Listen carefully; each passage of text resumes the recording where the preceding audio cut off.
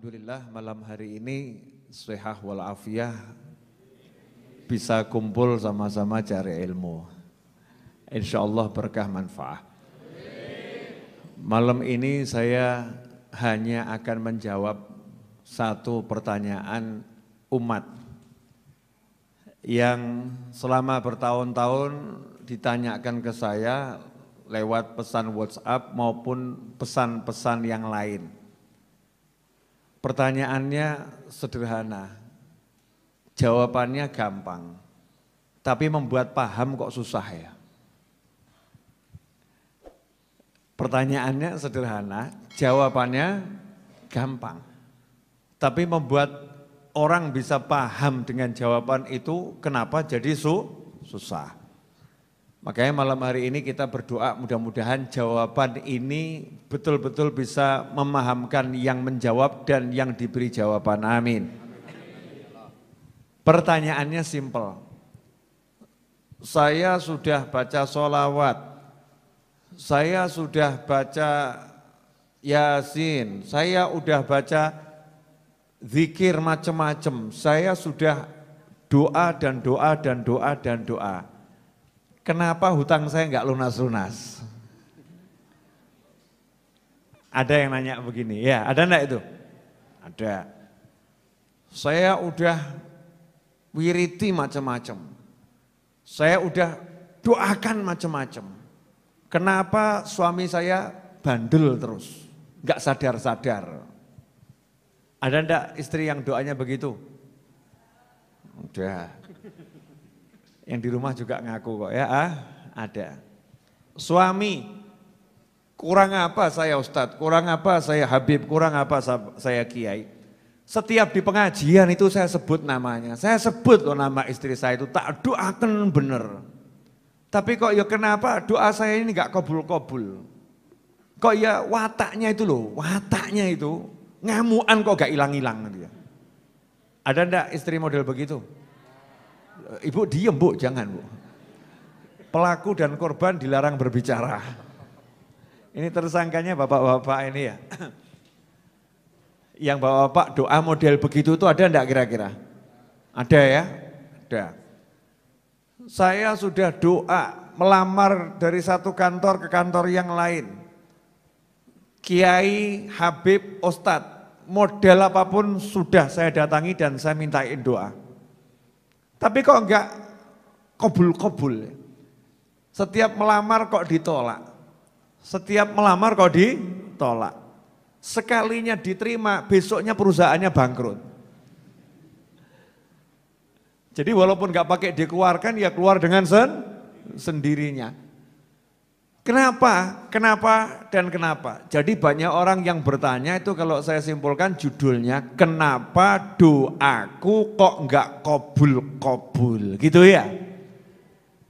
Yang pertama, kita yang nanya seperti itu adalah orang yang kurang ajar. Waduh, Habib kok gitu sih?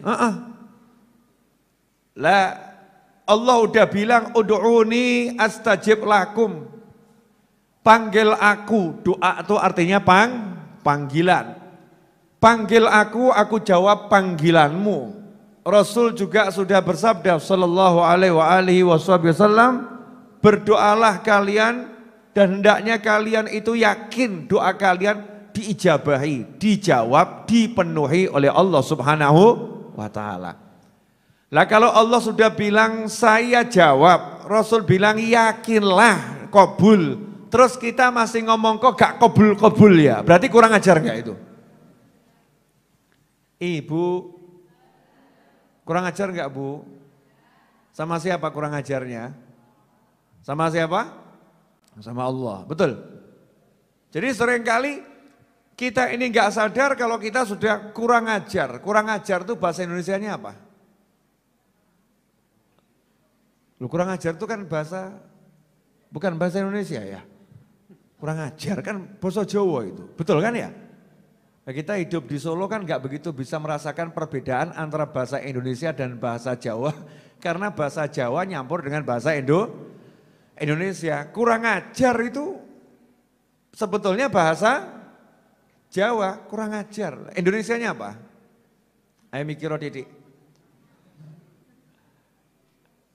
Kurang ajar, kurang pendidikan, ya enggak, bukan ya. Kurang ajar adalah suatu sikap yang kurang ajar. Suatu sikap yang dibilang kelewat batas, ya kelewat batas gitu ya. Suatu sikap yang kelewat batas, enggak pas gitu. Enggak layak itu ditampilkan, ditunjukkan oleh seseorang kepada orang lain. Ya, susah ya terjemahan kurang ajar. Paham toh makna kurang ajar? Paham. Enggak paham ya wis sudah susah jelaskannya. Bahasa ini. Nah ini kalau kita mengatakan kok enggak kabul ya? Kapan toh kabulnya? Itu kita kurang ajar karena kita lagi memprotes Allah. Protes sama Allah. Bahkan ada sedikit mendikte Allah. Seakan-akan ngomong begini loh. Aku ini Tuhannya loh, jadi ya nurut toh gitu loh. Kurang ajar loh. Masa Allah suruh nurut sama kita? Masa Allah suruh sesuai dengan kepala kita, sakarepnya kita? Kan ya tidak, namanya hamba itu nurut sama Allah. Suruh doa, doa. Suruh percaya, percaya. Suruh yakin, yakin. Dah, kalau udah doa, percaya, yakin. Mestinya hatinya apa? Tenang. Contoh.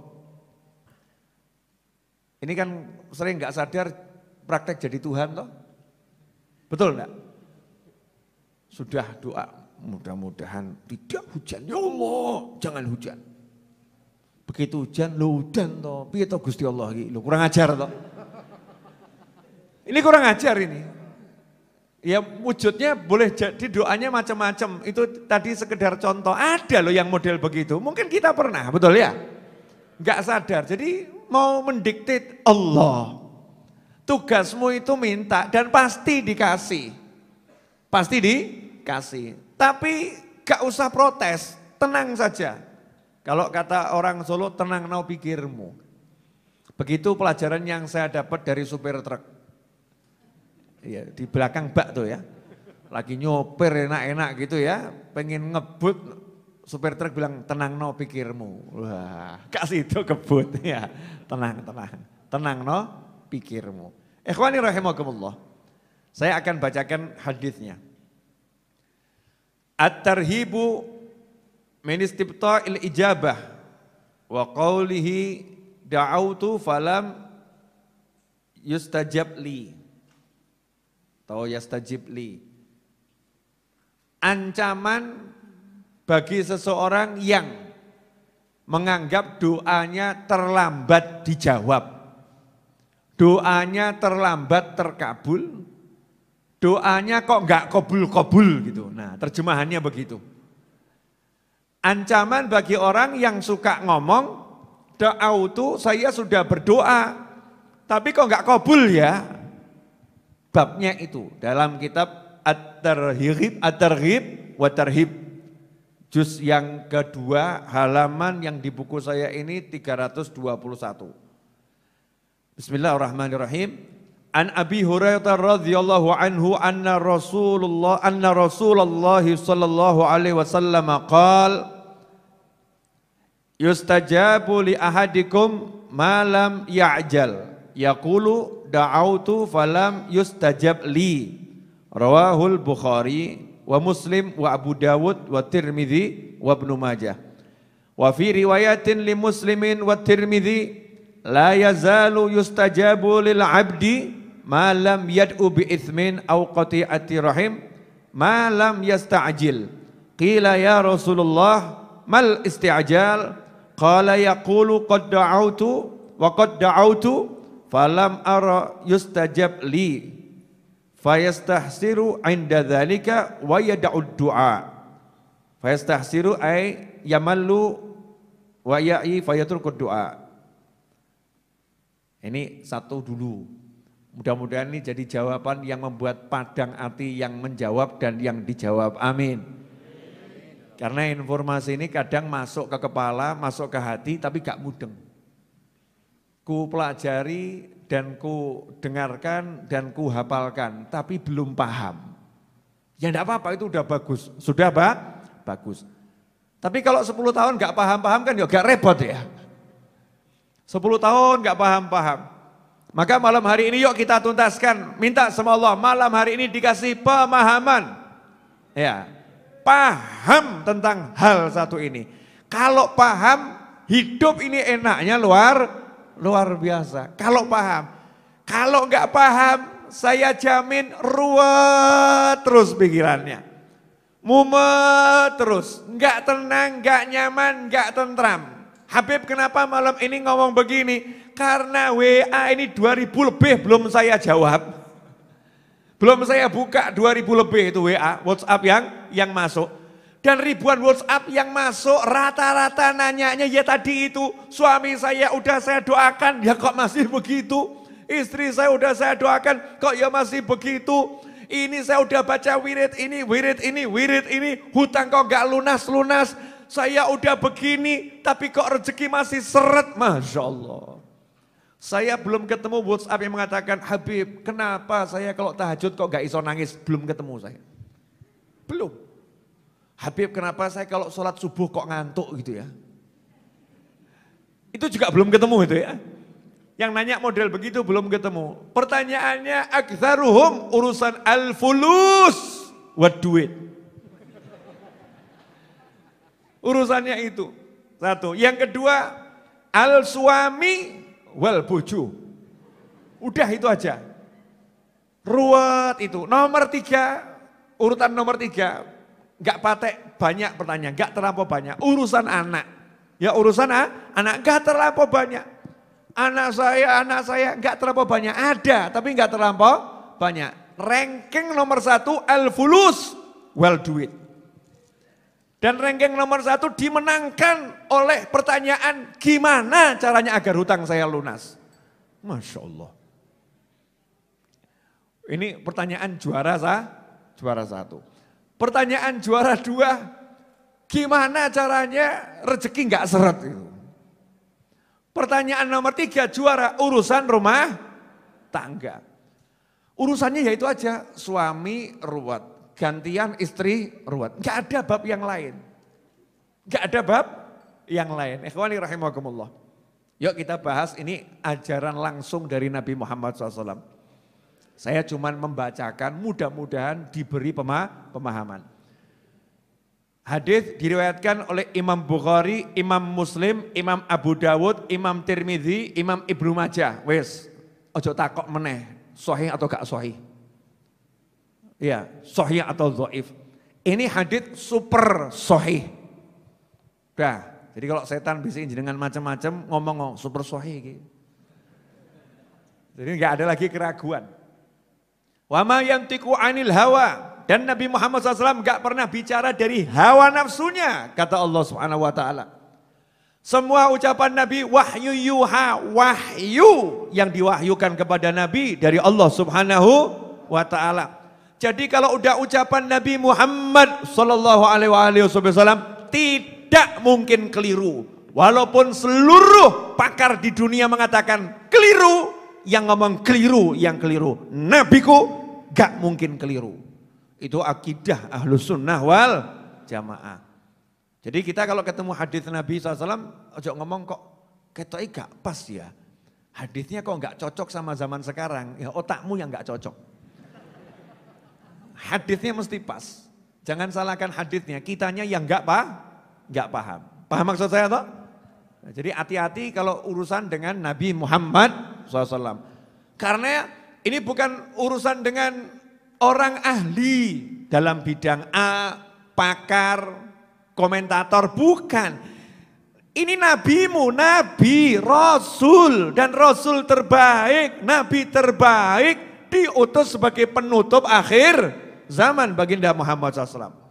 Kebenarannya mutlak, gak mungkin salah.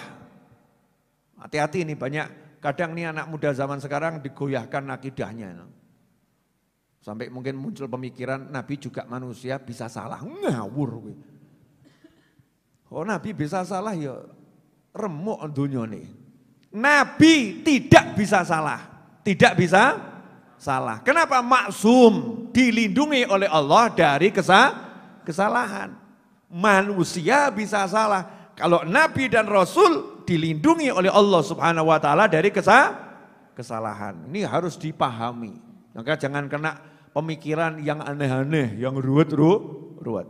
Udah yakin semua ini? Harus kita sama persepsi dulu. Kalau nggak yakin jangan dengarkan. Tiwas didengarkan nanti, wah saya ragu saya. Tambah medeni. Bahaya, ragu dengan ucapan Nabi Muhammad SAW. Ya. Dikatakan oleh Abi Hurairah radhiyallahu anhu. Abu Hurairah ini sahabat yang kita kenal menghafal hadis paling banyak dari Nabi Muhammad SAW menurut ilmu zahir. Kan menghafal paling banyak itu kan berdasarkan yang dicatat. Loh, mungkin ada sahabat yang lebih banyak tapi nggak diucapkan. Jadi kalau dihitung ya lebih sedikit, paham toh? Mungkin seperti itu. Bukan berarti Sayyidina Ali, Sayyidina Umar, Sayyidina Abu Bakar, Sayyidina Utsman hafalannya lebih sedikit, tidak. Bisa jadi di dadanya lebih banyak. Tapi tawadhu, karena sahabat Nabi itu yang senior-senior, itu lebih senang kalau yang ngomong orang lain. Dah biar Abu Hurairah yang bicara. Jadi kalau Abu Hurairah udah ngomong, beliau diem, wes dia saja. Nah, kalau kita kan enggak, aku sih ngeruh, udah gak ada apa-apa nih. Saya yang paling tahu, dia enggak seberapa, dia kumpul Pak Yai cuma 3 tahun, saya 20 tahun, ya banyak saya. Kita lebih senang dielu-elukan, begitu-begitukan. Kalau sahabat Nabi Muhammad SAW satu dengan yang lain saling merendahkan diri.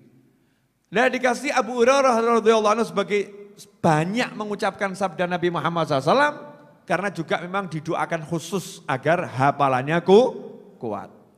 Abu Hurairah radhiyallahu anhu berkata bahwasanya Rasulullah SAW bersabda, yustajabu li ahadikum, dikabulkan doa kalian, siapapun di antara kalian doanya dikabulkan oleh Allah Subhanahu wa taala malam ya'jal yaqul, selama dia tidak tergesa-gesa, tidak kemurungsung, tidak mengucapkan da'autu falam yustajab li, saya sudah doa tapi doa saya enggak kabul. Masya Allah, orangnya hadir. Nonton ini juga ini. Jadi yang menyebabkan doamu, doaku, doa kita enggak kabul, kalau kita habis doa ngomong, saya udah doa tapi enggak kabul. Sudah batal, itu enggak kabul, salahnya sendiri. Kamu prasangka buruk sama Allah. Kamu bilang Allah enggak ngabulkan doamu, ya sudah. Sebetulnya kabul. Gara-gara kamu ngomong begitu, batal. Ganti, dongo kesel-kesel. Allahumma mobil ya Rabb, mobil ya Rabb. Sampai pagi dongo. Seminggu dongo. Habis itu enggak dapat mobil. Terus ditanya sama temannya, gimana doamu? Ora kabul. Sebetulnya mobil sudah mau dikirim ke rumahnya. Gara-gara dia ngomong ora kabul. Mampir ke rumah tonggonya. Masya Allah.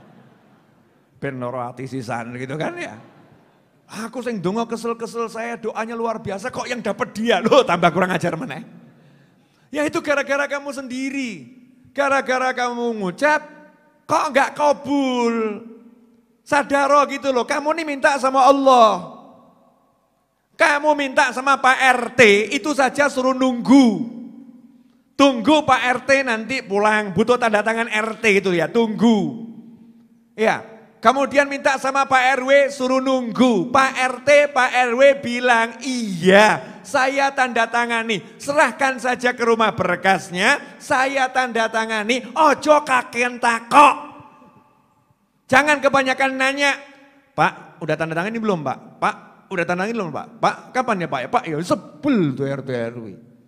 Ini orang nggak pernah silaturahim, sekali silaturahim nyebelin. Nggak pernah mampir, sekali mampir minta tanda tangan, maksa minta segera ditanda tangani. Kelurahan, ya serahkan berkas, tapi ya ada aturannya, tunggu. Ngatur yang namanya mau ngurus sertifikat. ke Badan Pertanahan Nasional. Ya semua prosedur diikuti. Jadi langsung tidak tunggu. Tapi kita kan diberi jaminan sama negara. Kalau kamu ikuti aturannya, jadi tapi tunggu. Betul seperti itu? Oke. Nah, kenapa sama Allah kamu nggak bisa begitu? Loh, yang jelas nggak mungkin mengingkari janji siapa? Allah Subhanahu wa Ta'ala. Kalau Allah udah bilang kamu minta pasti aku jawab, ya udah toh seneng toh dijawab sama Allah. Jadi nanti kalau doa tuh sama rodok gaya titik. Besok pagi tuh malam tahajud, pagi sumringah. Senyum-senyum, tanya sama tetangganya, kamu kok seneng? Semalam saya minta mobil, tonggoni batin, sakno korban Habib Novel. Ini kebanyakan nonton YouTube-nya Habib Novel, stres. Mobil, sumringah, semangat gitu ya, semangat. Yakin kamu kalau gitu terus, entah nonol, sabar ya, sabar. Yakin, jadi orang yakin tuh nggak ngarep-ngarep. Contoh, jenengan yakin toh nanti di akhir dibagikan nasi? Yakin toh? Yakin toh? Betul, yakin ya? Nah, apakah sekarang lagi minum kopi mikir nasi? Enggak. Yang ada apa? Menikmati kopi, menikmati pengajian. Nasi ongko, akhiron. Terakhir nanti ada nasi bungkus. Kalau rezeki ya dapat, enggak rezeki nasib. Betul kan ya? Subhanallah. Kalau untuk urusan begini kita enggak mikir. Pasti dapat. Baru sama Habib Novel percaya ada nasi. Allah bilang, saya jawab, saya kabulkan. Percayalah, tunggulah. Lah nunggu tuh caranya menikmati proses. Nunggu itu ya sholatnya ditambah no ape. Nunggu itu ngajinya ya diistiqomahkan. Nunggu itu cari ilmunya ditingkatkan. Nunggu itu ketemu orang ya mesem. Wah, tanya sama temennya, Mas punya duit? Enggak. Kok senyum-senyum, nunggu kiriman. Masya Allah. Emang ada gajian? Tanggal berapa? Oh ada. Tanggal berapa? Tanggal pasti di antara 1 sampai 31.